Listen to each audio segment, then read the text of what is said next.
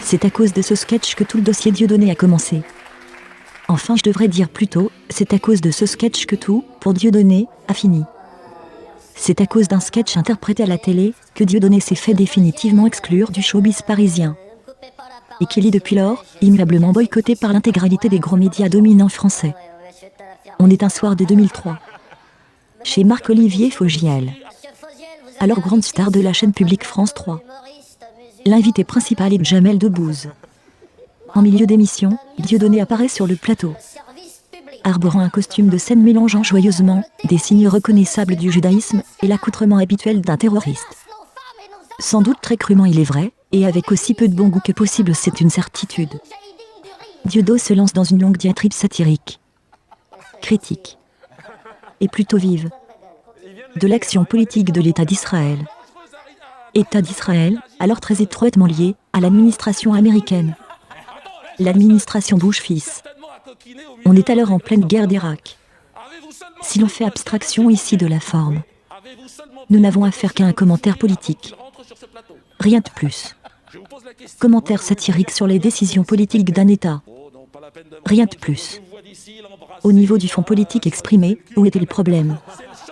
Eh bien Dieudonné Mbala, s'est fait éjecter du showbiz français, et fut plusieurs fois condamné par la justice française. Parce que le malheureux a osé critiquer la politique d'un État. Sous l'éternel et totalement fallacieux prétexte de cette soi-disant lutte contre la haine, l'humoriste Dieudonné s'est fait condamner en France pour avoir exprimé une opinion sur l'action politique d'un État étranger. Un État apparemment sacré. Un État au-dessus de tous les autres États. Apparemment. En d'autres termes, Dieudonné a été plusieurs fois condamné pour avoir refusé de se soumettre à une doxa. Pour avoir refusé la criante soumission forcée des milieux médiatiques et de tout le showbiz français depuis 70 ans. À une communauté apparemment sacrée. À une communauté au-dessus de toutes les autres. Apparemment. Face à une petite communauté devenue comme intouchable, et devant laquelle la loi française nous oblige littéralement à ramper depuis en gros la libération. Les Français se voient comme contraints par la force judiciaire de leur propre pays. D'expier jusqu'à la déraison. D'expier collectivement, comme une faute sacrée.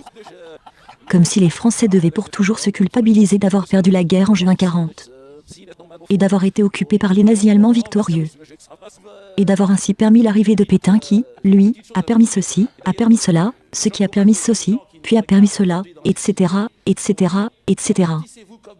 Si l'on veut résumer la problématique et le fond politique du scandale Dieudonné, c'est cela qu'il faut expliquer.